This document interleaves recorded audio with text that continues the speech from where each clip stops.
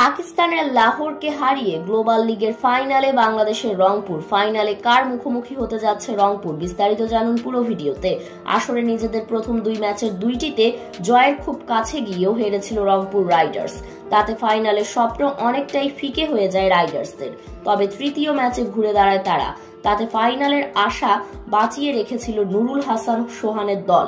এবার লাহোর কালান্দার্সকে হারিয়ে কঠিন সেই সমীকরণ মিলিয়ে ফাইনালে টিকিট কেটেছে বাংলাদেশের প্রতিনিধিরা।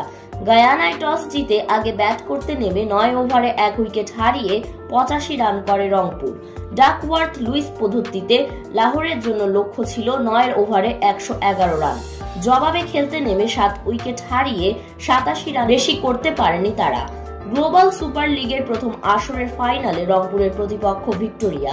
তারা 6 পয়েন্ট নিয়ে গ্রুপ চ্যাম্পিয়ন হয়ে আগেই ফাইনাল নিশ্চিত করেছিল। রংপুরের হয়ে ম্যাচ সেরা হয় শেখ মেহেদী হাসান। আগামীকাল শনিবার বাংলাদেশ সময় সকাল 5টায় শুরু হবে ফাইনাল ম্যাচ।